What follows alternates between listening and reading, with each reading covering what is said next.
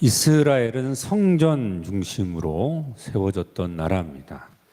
성전이 허물어지고 세워지는 것에 따라서 역사가 왔다 갔다 했었죠. 성전이 무너짐과 동시에 유다가 멸망했었고, 또 하나님께서 그 나라를 준비하기 위해서 예루살렘을 회복하고 성전이 또 다시 세워지면서 이스라엘은 다시 나라는 회복하지 못했지만 그 민족이 모여서 살 수 있었던 그런 것을 역사 속에서 볼 수가 있습니다. 근데 이 성전을 지을 수 있도록 준비했던 처음 왕이 다윗이었습니다. 다윗이 이러한 모든 것들을 준비하지 않았더라면 예루살렘의 성전은 완성될 수가 없었어요. 솔로몬이 성전을 완성했던 것이긴 하지만 그 모든 준비는 우리 역대상 말씀을 보면 알겠지만 다윗이 다 준비해 놓았던 그런 것을 기반으로 해서 솔로몬이 이제 더 덧붙여서 완성했던 것인데, 다윗은 이 성전을 지을 준비를 다 해놓고도 그 성전을 지을 수가 없었습니다. 왜냐하면 하나님의 명령이 그랬기 때문에 그 명령에 순종해야 했었던 것이죠. 근데 왜 다윗이 이 성전을 지을 수 없었을까요? 우리가 많이 알기로는 다윗이 유언으로 솔로몬에게 남겼던 것처럼 그가 전쟁을 많이 하고 피를 많이 흘려서다라고 그렇게만 알고 있습니다. 그 말이 마냥 틀린 것은 아니죠. 성경의 역대상 22장에 나와 있었던 말씀이니까요.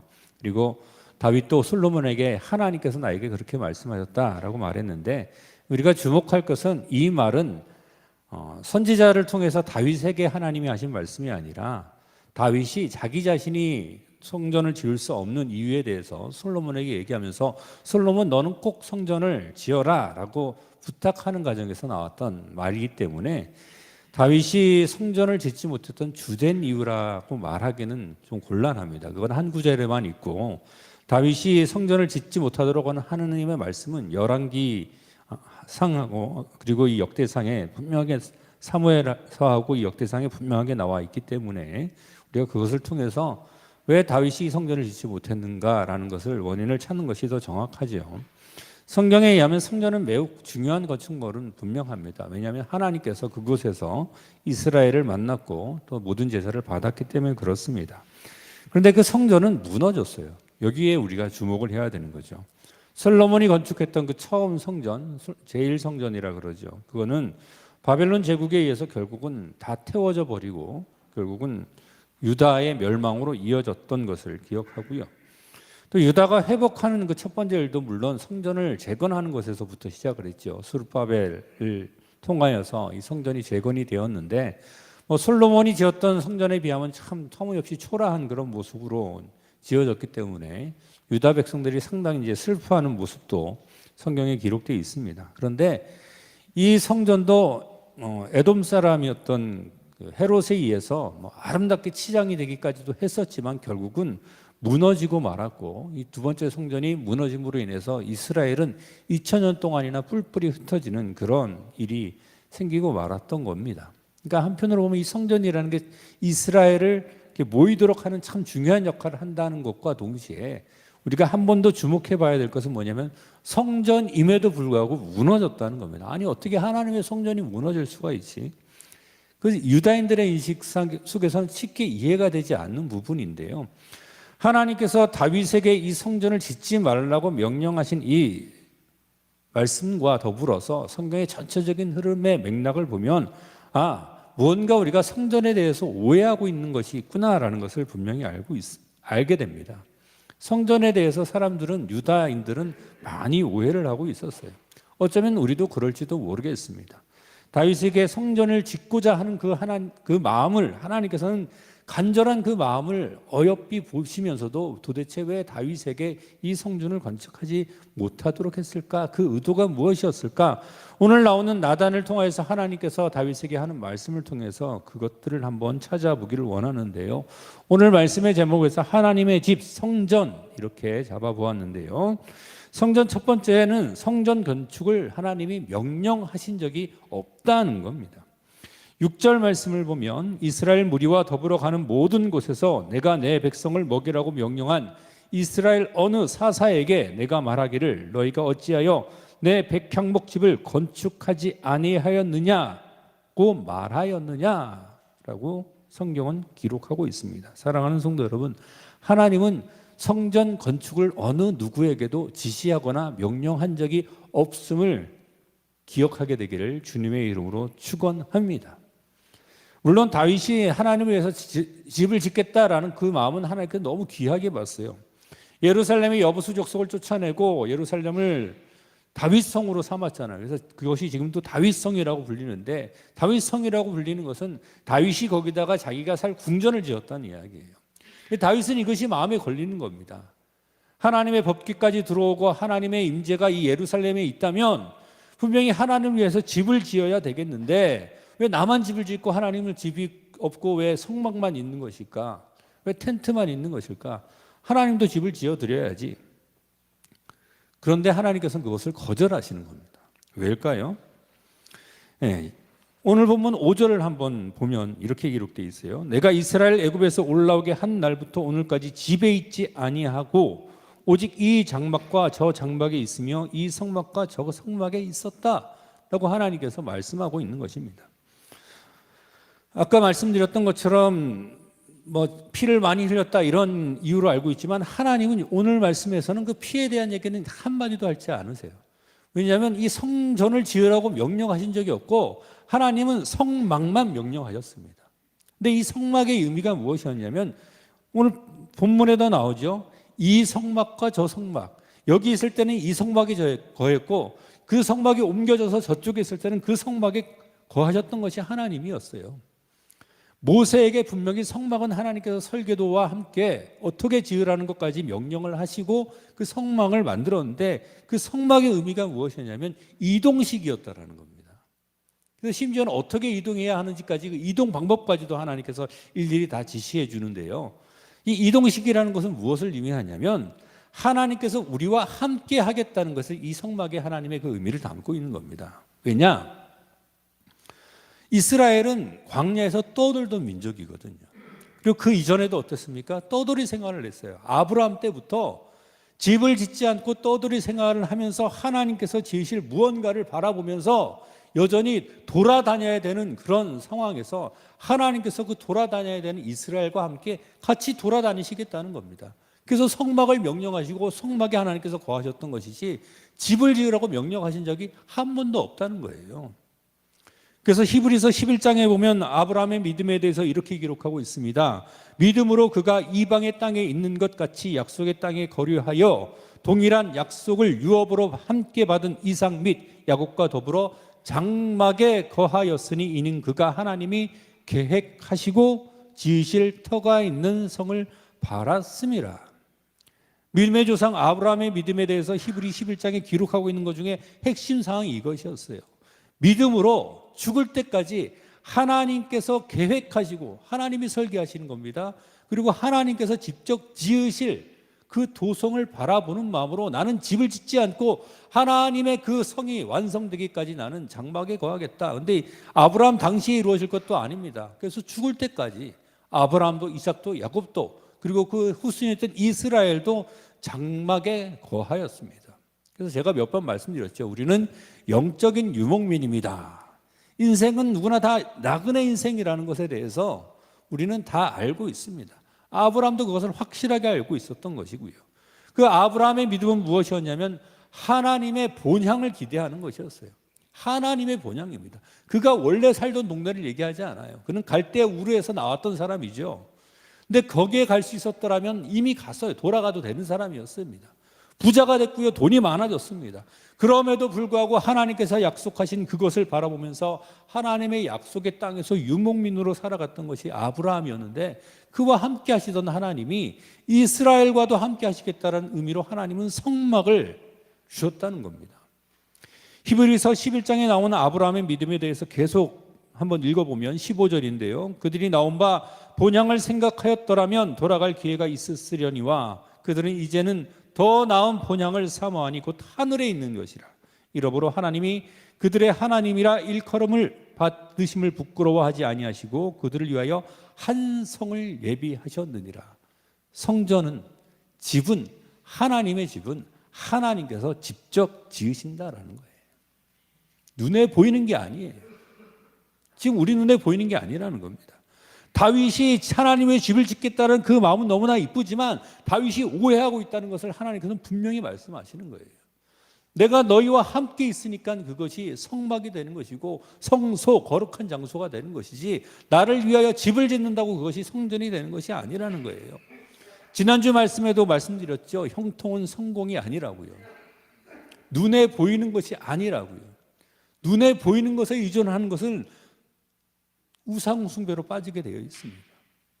성전을 잘못 생각하다 보면 우상이 되어버려요. 하나님은 이스라엘에게도 한 번도 성전 건축을 명령하지 않았던 것처럼, 물론 이스라엘이 바벨론 포로 생활 70년을 마치고 돌아갈 때는 그때는 하나님께서 지시합니다. 성전을 회복하라고. 그건 솔로몬이 지었었으니까 그것을 회복하라는 것이었어요.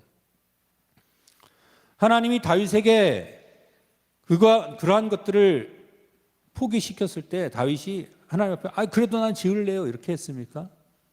내가 하나님께서 집을 짓겠다는데 왜 하나님 방해하십니까? 그랬습니까? 아니요. 오히려 그 사실을 기뻐하고 하나님 전적으로 받아들였습니다.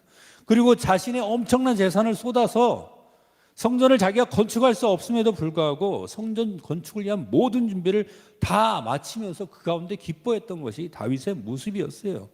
하나님의 원래 목적을 다윗도 알았고 하나님도 알았기 때문에 그렇습니다.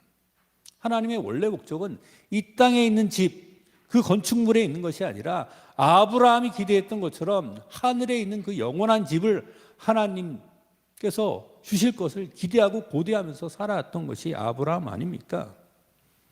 원래 목적을 잊지 말아야 돼요. 다윗으로 하여금 굳이 그 집을 짓지 말고 그 아들 솔로몬에게 넘겼던 것은 성전의 의미를 혹시라도 사람들이 잊을까 봐 다윗에게 못 짓게 했던 겁니다. 예수님을 믿고 우리가 봉사하고 헌신하고 여러 가지 다양한 일들을 하죠. 하나님께서 기뻐하신 일입니다. 내가 하나님을 위해서 그러한 일들을 하겠다는데 하나님께서 얼마나 기뻐하실까요? 내가 이렇게 사는데 하나님 위해서 이 정도는 해야죠 라고 하는 것 하나님께서 엄청 기뻐하시겠죠. 그러나 우리가 기억해야 되는 것은 무엇이냐면 봉사 그것 자체, 헌식 그것 자체, 교회에 하고 있는 여러 가지 일 그것 자체가 성도들의 목적이 아닙니다. 교회가 유지되고 건축물이 지어지고 여러 가지 조직이 만들어지고 하는 그 모든 것들이 다 하나님의 나라와 복음을 위한 것들이었지, 그러한 것들이 만약에 하나님의 나라와 복음에서 방해되는 것이다, 그거는 버릴 수도 있어야죠. 중요한 것은 무엇입니까? 성막이 옮겨 다닐 때마다 하나님께서는 그 성막과 함께 옮겨 다니시며 이스라엘과 함께 하셨다는 것이에요. 가장 중요한 것은 무엇이냐면 우리가 나그네 인생길을 살아가면서 우리의 삶에 하나님께서 함께 하심이 가장 중요한 것임을 결코 잊지 아니하기를 예수 그리스도의 이름으로 축원합니다. 제일 중요한 건 그것이에요. 하나님께서 나와 함께 하시는가? 내가 어떤 것을 해도 하나님께서 나와 함께 하지 않으면 그것은 아무런 의미가 없습니다. 그래서 하나님이 그 집을 짓지 말라는 거예요. 거기에 집중이 돼서 원래 목적을 잃어버릴까 봐. 근데 진짜로 그랬죠. 다윗에게 하나님께서 성전을 짓지 말라고 하면서 무엇을 약속하시냐면 이 성전보다 더 대단한 것을 약속하십니다. 바로 메시아에 대한 예언입니다. 메시아에 대한 이야기 구체화되는 것이 누구냐면 물론 아브라함에게도 이삭에게도 야곱에게도 그 메시아에 대한 이야기들은 하나님께서 줄곧 하지만 그것에 대한 가장 확실하게 확고하게 약속하는 것이 바로 다윗을 통해서였어요. 오늘 본문 10절부터 나오는 이야기를 그냥 겉만 이렇게 읽어보면 아들 다윗, 그 아들인 솔로몬이 성전을 완성하려고 하나 보다라고 생각할 수 있는데 아닙니다. 솔로몬을 얘기하는 것이 아니라 굳이 내 뒤에 내 씨라고 이렇게 말한 이유는 무엇이냐면 그 후손을 통해서 이루실 하나님의 일을 말씀하시는 건데요. 바로 메시아예요. 13절 말씀을 한번 읽어보면 나는 그의 아버지가 되고 그는 나의 아들이 되리니, 어디서 많이 들었죠? 예수님께서 세례를 받으셨을 때에 하나님께서 하늘에서 하셨던 음성이에요. 나의 인자가 누굽니까? 예수님이죠. 그에게서 빼앗지 아니하기를 내가 내 전에 있던 자에게서 빼앗음같이 하지 아니할 것이며, 사울에게 메시아가 나올 수 있었는데 사울은 하나님께서 버리시고 다윗에게서 메시아가 나오기 때문이다라는 겁니다. 예, 아까도 얘기했던 것처럼 역대상 22장 8절에 보면 다윗이 솔로몬에게 이렇게 얘기를 합니다. 여호와의 말씀이 내게 임하여 이르시되 너는 피를 심히 많이 흘렸고 크게 전쟁하였느니라. 내가 내 앞에서 땅에 피를 많이 흘렸은즉 내 이름을 위하여 성전을 건축하지 못하리라. 다윗의 이야기입니다. 하나님께 들었던 이야기니까 물론 하나님의 말씀이면 확실합니다. 근데 오늘 본문에는 이 이야기가 안 나온다고요. 주된 이유가 아니라는 거예요. 다윗은 솔로몬에게 이 이야기를 한 이유는 무엇이냐면 내가 이래서 건축하지 못했어도 너는 성전을 꼭 건축해 라고 말하기 위해서 하나님에게 들었던 이야기 중에서 자기가 마음에 걸렸던 그 이야기를 자기 아들에게 하는 겁니다. 근데 하나님은 이게 더 중요한 게 아니에요. 무엇이 더 중요한 것이냐면 하나님은 다윗의 후손을 통해서 메시아를 일으키시겠다는 것이고, 그리고 그 메시아를 일으키신 이유가 무엇입니까? 하나님의 영원한 나라를 하나님께서는 다윗과 그의 후손을 통하여서 약속하고 계시는 겁니다. 사무엘하 7장에서도 오늘 본문에 성전을 지은 다윗의 마음이 나오는데 똑같이 나와요. 사무엘하에도 거의 똑같이 나와요. 하나님이 다윗을 책망하지 않으세요. 야, 네가 그렇게 전쟁을 많이 한 주제에 무슨 성전을 지어, 이런 말씀이 아니라고요. 하나님께서 성전을 지으려고 하는 다윗의 마음을 너무나 기쁘게 보지만 성전을 굳이 지을 필요가 없어. 내가 명령한 적이 없으니까. 오히려 난 너를 위하여서 메시아가 영원한 하나님의 나라가 세워질 것이고 그때 성전이 완성될 것에 대해서 하나님께서는 다윗에게 그것을 말씀하고 있는 겁니다. 아까 얘기했던 성막, 그것은 아주 중요한 거죠. 성막은 하나님께서 직접 설계하시고 모세에게 하라고 명령하셨던 것입니다. 그리고 하나님께서 직접 내려오셔서, 우리 생각에 참 누추하죠. 건물도 아니고 텐트에 하나님께서 내려오셔서 이스라엘과 함께 계시는 하나님을 상징적으로 보여주는 것이 바로 성막의 의미였어요. 성막에서 너무나 중요한 겁니다. 그리고 성막에 영원히 머무시는 것이 아니라 메시아를 통하여서 하나님은 영원한 나라를 성취하실 것입니다.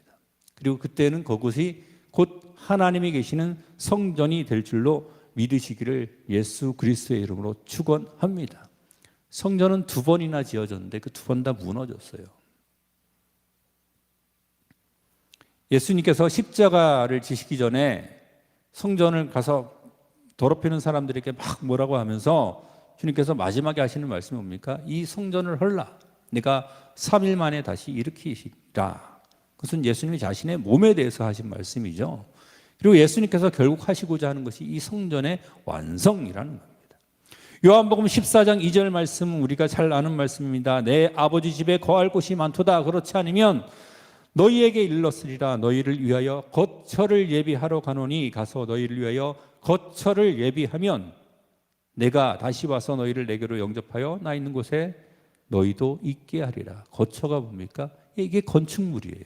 집이에요. 이게 하나님의 집이고 이것이 곧 성전이라는 겁니다. 예수님께서 다시 하늘에 오르신 이유는 하나님의 성전에 우리가 있을 곳을 마련하고 그것을 마련하면 와서 우리에게 그 하나님의 성전에 있는 우리의 집에 하나님께서 우리를 영접하시겠다는 겁니다. 반대 상황이죠. 다윗은 성전을 지어놓고 하나님 이쪽으로 오세요라고 하려고 했지만 하나님의 진짜 의도는 하나님께서 우리를 위하여 집을 지으시고 그쪽으로 우리를 하나님께서 초대하시겠다는 겁니다. 반대예요. 아브라함이 기다렸던 것도 아까 히브리서 11장에 읽었던 것처럼 하나님이 직접 설계하고 하나님께서 지으신 그 집을 기다렸다는 겁니다. 그리고 이것이 이 집의 구체적인 형상과 모습, 크기까지도 성경에는 정확하게 묘사가 되어 있습니다. 요한계시록에 보면 새 예루살렘 성이 나옵니다. 요한계시록 21장 2절에 보면 또 내가 보매 거룩한 성 새 예루살렘이 하나님께로부터 하늘에서 내려오니 그 준비한 것이 신부가 남편을 위하여 단장한 것 같더라. 그러면서 그 뒤에 이 새 예루살렘에 대한 구조가 아주 자세하게 묘사가 되어 있어서 그것을 그림으로 그릴 수 있어요. 하나님은 우리를 위하여 이러한 집을 예비하고 계신 줄로 믿으시기를 예수 그리스도의 이름으로 축원합니다. 아브라함이 고대했던 것도 그거예요. 그러니까 다윗이 하나님 위해서 집을 짓겠다는 그 마음은 너무나 아름다운 것이지만 그거 하나님의 성전이 될 수가 없는 겁니다. 성막도 없어졌어요. 아까 얘기했지만 성전도 2번이나 지어졌지만 무너졌습니다.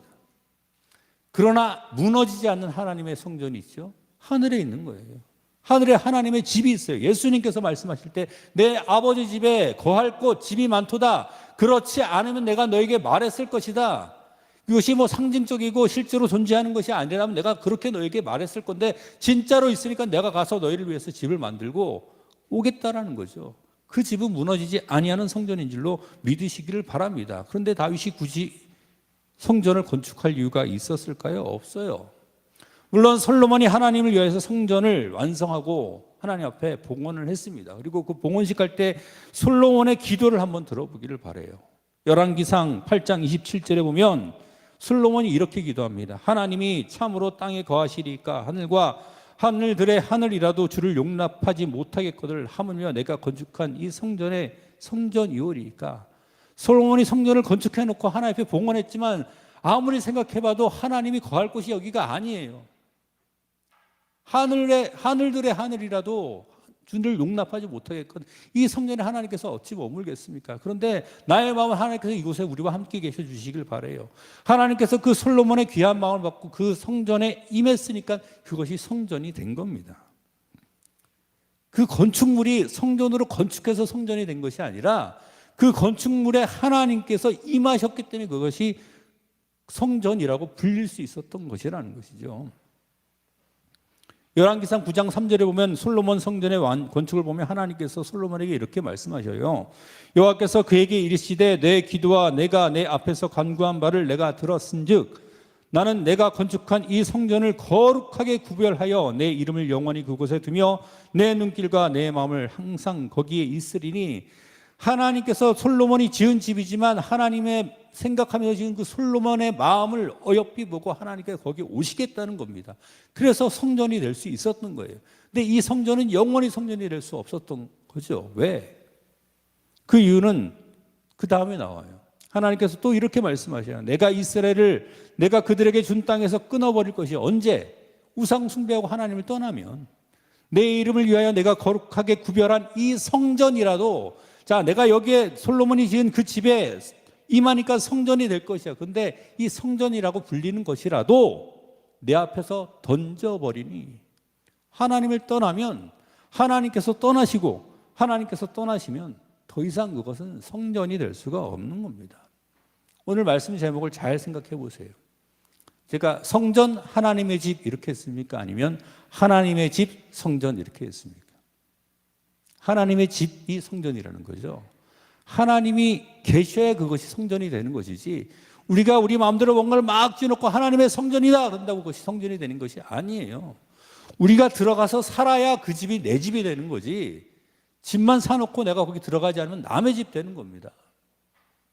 하나님이 계시는 곳이 성전인 줄로 믿으시기를 예수 그리스도의 이름으로 축원합니다. 눈에 보이는 것에 의지하지 않는다는 거예요. 아까도 얘기했지만 우상 숭배는 눈에 보이는 것에 집착하는 데서부터 시작이 됐어요. 사람들이 모세가 눈에 안 보이니까 보여달라고 하면서 금송아지를 섬기기 시작을 했죠. 우리는 과연 어떻습니까? 눈에 보이는 것에 집착하지 않습니까? 우리 오감으로 느낄 수 있고 그런 것에 너무 집착하지 않느냐는 거예요. 교회 건물을 성전이라고 하면서 나 스스로 성전됨을 의식하지 못하고 살아가는 것은 혹여 아닙니까? 그러면 더 이상 이 예배당도 하나님의 성전으로서 의미가 없을지도 몰라요. 고린도전서 3장 16절에 보면 너희는 너희가 하나님의 성전인 것과 교회의 성도를 콕 집어서 너희는 너희가 하나님의 성전이다 라고 말합니다. 하나님의 성령이 너희 안에 계시는 것을 알지 못하느냐. 여기 하나님께서 계셔요. 우리 가운데 하나님이 계신다고요. 이 건물이 아니고요. 우리가 여기 모여있으니 하나님께서 여기서 계시는 거예요. 내가 성전입니다. 누구든지 하나님의 성전을 더럽히면 하나님은 그 사람을 멸하시리라. 교회 건물이 아니라 내 삶이 하나님 앞에 온전한 삶을 살아가지 못하고 내 삶이 하나님 앞에 더러워지면 하나님께서 그것을 가증히 여기시는 겁니다. 한번 따라해 봅시다. 내가 성전입니다. 다시 한번 해봅시다. 내가 성전입니다. 내가 성전이에요. 이 시대에는 내가 성전이라고요. 하나님이 여기 거하시니까 내가 성전이에요. 다윗에게 하나님께서 성전을 건축하게 하지 못한 주요 이유는 피를 많이 흘렸기 때문이 아닙니다. 그랬다면 여기에도 나와야죠. 다윗이 솔로몬에게 말하는 그 말에만 나오는 것이 아니라 여기 사무엘서에도 나오고 여기 역대상에도 하나님께서 나단 선지자를 통해서 하는 말에 네가 피를 많이 흘려가지고 성전 지으면 안 돼 라고 나와야 되겠죠. 안 나온다고요. 더 중요한 것은 메시아에 대한 예언이에요. 하나님의 영원한 나라가 메시아를 통해서 확증되고 그 안에 성전이 있습니다. 예수 그리스도를 모신 우리 자신이 곧 성전임을 기억하시기를 바랍니다. 우리가 교회 성도로 살아가면서 예수님보다도 성령보다도 말씀보다도 앞서야 할 것은 아무것도 없다는 겁니다. 항상 예수 그리스도를 구주로 모시고 성령님의 인도하심에 따라 말씀에 순종하며 살아가는, 그래서 영원한 하나님의 나라를 다시 이 땅에 가지고 올 예수 그리스도를 기다리는 마음으로 살아가는 성도들이 되기를 주님의 이름으로 축원합니다. 하나님의 집 성전 그 마지막은 그의 나라가 영원할 것이다 라는 것이죠. 오늘 보면 14절에 기록되어 있습니다. 내가 영원히 그를 내 집과 내 나라에 세우리니 그의 왕위가 영원히 견고하리라 하셨다 하라. 사랑하는 성도 여러분, 하나님의 나라와 그분의 성전은, 진짜 성전은 영원한 줄로 믿으시기를 예수 그리스도의 이름으로 축원합니다. 영원한 것은 뭐라고요? 하나님과 그의 나라가 영원한 거예요. 우리가 이 땅에 살아가면서 보는 이 모든 것들은 다 없어집니다. 예수님께서 직접 말씀하셨죠. 마태복음 24장 35절에 천지는 없어질지언정 내 말은 없어지지 아니하리라. 천지가 없어진다고 주님 아예 선언해 버리셨어요. 사라지지 않는 건요, 하나님의 말씀, 예수 그리스도의 말씀은 사라지지 않아요. 고린도전서 13장에도 이렇게 기록하고 있습니다. 사랑은 언제까지나 떨어지지 아니하되 예언도 패하고 방언도 그치고 지식도 패하리라. 우리가 다 소중하게 생각하는 거잖아요. 예언, 방언, 지식. 근데 없어진대요. 우리는 부분적으로 알고 부분적으로 예언하니 온전한 것이 올 때에는 부분적으로 하던 것을 패하리라. 예수 그리스도의 나라와 함께 이 모든 것들은 없어지게 되는 줄로 믿으시기를 바랍니다. 또 한 구절 읽을까요? 베드로전서 1장 24절입니다.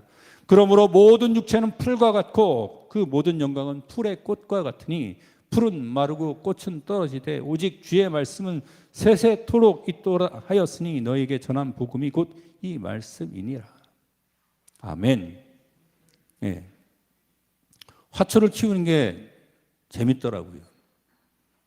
예전에 어렸을 때 몰랐는데 화분을 사가지고 그걸 잘 가꾸다가 그것에 꽃이 피면 그렇게 좋을 수가 없어요. 그래서 그 꽃이 오래 가면 더 기분이 좋아요. 근데 그것이 죽으면 그렇게 속상해요. 별거 아닌데. 그런데 모든 꽃과 모든 풀이 다 그렇게 시들더라고요. 좀 영원히 갔으면 좋겠는데 아무리 이쁘고 아무리 아름답고 내 마음을 기쁘게 해도 그건 사라져 버리더라는 거죠. 꽃만 그렇겠습니까? 우리가 눈으로 보는 모든 것이 다 그렇다는 것이 주님의 말씀이에요. 세상의 모든 것은 패하고 없어집니다. 이 교회라는 건물도 없어질 것이고요. 언젠가는 우리 이 마을, 이 동네 이런 것 다 없어져요. 성경에 의하면 다 없어져요. 하늘과 땅, 천지가 다 없어질 거니까. 그런데 하나님의 말씀과 그 말씀에서 강조되는 덕목들, 예수 그리스도 안에 있는 그 모든 것들은 영원할 것이라고 주님께서 말씀하고 있습니다. 그러면 우리가 강하게 붙잡아야 될 것이 무엇인지 분명히 알 수 있겠죠. 예수 그리스도와 그의 분의 말씀을, 그 영원한 하나님의 말씀을, 그리고 영원한 하나님의 그 나라를 기대하며 그 안에 거하는 성도들이 되기를 예수 그리스도의 이름으로 축원합니다. 역대하를 보면 알겠지만 솔로몬이 지었던 성전은 다윗이 준비했던 것에다가 솔로몬의 부를 더해가지고 엄청난 황금이 들어갑니다. 지금으로는 상상할 수 없는 황금의 양이에요. 그렇게 화려하게 지었던 것이 솔로몬의 성전이었습니다. 그냥 금덩어리입니다. 그냥 건축물이 그냥 금덩어리예요. 이렇게 딱 보면 세상에 요즘은 그런 건물을 지을 수도 없을 겁니다. 근데 지금 있습니까? 없습니까? 없어요. 아마 솔로몬도 당시 이스라엘 백성들도 그 솔로몬의 성전이 무너지기까지 엄청나게 자랑스러워했을 거예요. 야, 이것이 하나님의 성전이야. 우리 민족이 이러한 민족이야. 열왕기하 25장 9절에 보면 여호와의 성전과 왕궁을 불사르고 예루살렘의 모든 집을 귀인의 집까지 불살랐으며 다 태워져 없어져 버리고 녹아내렸습니다. 그래서 하나님께서 70년 만에 이 민족을 다시 예루살렘으로 돌이키시면서 스룹바벨을 통해서 또 성전을 짓게 하죠. 너무나 누추해가지고 슬퍼가지고 솔로몬의 성전을 봤던 사람들이 있잖아요. 너무 비교가 안 되니까 펑펑 울었어요. 근데 하나님께서 울지 말라 그래요. 왜냐하면 이 성전의 영광이 전에 있던 솔로몬의 성전의 영광보다 더할 것이라고. 왜? 그 성전에는 예수님께서 직접 오셨거든요. 그런데 그 성전이요? 그것도 무너졌어요. 누추하게 지어졌지만 에돔 사람이었던 헤롯이 유대인들의 마음을 얻기 위해서 이 성전을 아름답게 치장을 해줍니다. 그래서 멀리서 보면 진짜 화려한 모습이었어요. 제자들도 그것이 너무나 뿌듯하거든요. 아, 예수님 저 성전의 아름다움을 보십니까? 라고 마태복음 24장의 제자들이 물어보니까 예수님께서 이렇게 말씀하십니다. 마태복음 24장 2절인데 대답하여 이르시되 너희가 이 모든 것을 보지 못하느냐? 내가 진실로 너희에게 이르노니 돌 하나도 돌 위에 남지 않고 다 무너뜨려지리라. 그리고 그 후에 서기 70년경 로마 황제 타이투스에 의해서 그 성전은 돌 위에 돌 하나도 남지 않고 말씀 그대로 그냥 무너져 버렸습니다. 유다인들은 이 성전 건축물에 의의를 두고 있었어요. 근데 예수님을 믿는 사람들은 예수님의 이 말씀도 알고 다 알고 있잖아요. 그러니까 성전 그 건축물보다 중요한 게 분명히 있다는 것을 알았습니다. 유대인 너희들은 좀 잘못된 것을 쫓아가는 거야. 메시아를 찾아야지 저 성전에 집착할 것이 아니야. 그렇게 설교했던 사람이 제가 아니고 스데반 집사였습니다. 스데반 집사는 유대인들에게 이렇게 말합니다. 주께서 이르시되 하늘은 나의 보좌요 땅은 나의 발등상이니 너희가 나를 위하여 무슨 집을 짓겠으며 나의 안식할 처소가 어디 있느냐. 이 모든 것이 다 내 손으로 지은 것이 아니냐 함과 같으니라. 이 말을 들으니까 찔리긴 찔리는데 화가 나는 거예요. 아니 감히 성전을 모독해? 성전 모독죄로 그 사람들이 달려들어서 스데반을 돌로 쳐 죽였죠. 그런데요, 안타깝게도 이 말씀은 이사야 66장 1절 2절에 나와 있는 하나님의 말씀이었습니다. 하나님의 말씀은 보이는 성전 때문에 하나님의 말씀도 안 들리는 거예요. 과연 우리의 모습은 어떻습니까? 우리의 중심은 어디에 두고 있습니까? 이스라엘은 자신의 화려한 과거만 생각하고 있었던 거예요. 화려했던 것. 다윗 시대의 이스라엘, 솔로몬 시대의 영광을 우리는 찾고야 말겠어. 성전이 이렇게 아름답게 복원됐으니까 그 영광을 찾고야 말겠어. 근데 하나님은 어디를 보라는 겁니까? 과거를 교훈 삼아서 앞을 보라는 거예요. 예수님을 바라봤어야 되는데 그렇게 하지 못했던 것이 이스라엘 백성들이었거든요. 결국은 어떻게 됩니까? 돌 위에 돌 하나도 남지 않고 타 무너져 이스라엘은 뿔뿔이 흩어졌어야 됩니다. 과거는 잊지 말아야죠. 무엇을 잘못했는지 알아야 앞으로 잘 해나갈 수 있으니까. 무엇을 잘했는지 알아야 계속 잘할 수 있으니까. 그래서 열왕기상, 열왕기하, 역대상, 역대하 네 권이나 통해서 왕들이 어떻게 했을 때 하나님께서 축복을 주셨고 어떻게 했을 때 하나님께서 그들을 버리셨는지 이스라엘에게 교훈을 주셨는데도 예수님 당시에 이스라엘은 정신을 못 차렸어요. 눈에 보이는 것에 집착했기 때문입니다. 사랑하는 성도 여러분, 눈에 보이는 것이 성전이 아닙니다. 하나님이 계시는 곳이 성전인 줄로 믿으시기를 바랍니다. 눈에 보이는 것은 영원하지 않아요. 눈에 보이지 않는 것이 영원하다는 거예요. 하나님과 그분의 나라가 영원하다는 겁니다. 눈에 보이지 않지만 살아계신 하나님의 말씀이 영원하다는 것이에요. 우리가 뭔가 근거를 잡고 세워져 있는 것 같지만 그것은 다 무너져 내릴 것이다. 그럼 우리가 무엇을 찾고 무엇을 의지해야 될까요? 오늘 말씀을 잘 이어가시길 바랍니다. 다윗이 성전을 왜 건축하지 못했을까요? 하나님께서 그렇게 기뻐하시는 왕인데 그가 성전을 건축했다면 성전은 분명히 금방 우상이 되어버렸을 거예요.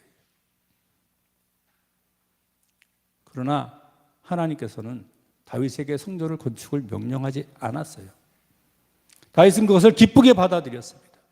그리고 하나님은 다윗을 통해서 메시아가 나타날 것에 대해서 약속을 하셨고 하나님의 메시아, 곧 하나님 자신을 통하여서 세워질, 계획되고 세워질 그 영원한 나라가 있음에 대해서 다윗에게 확인시켜줬던 것이 바로 오늘 본문의 말씀입니다.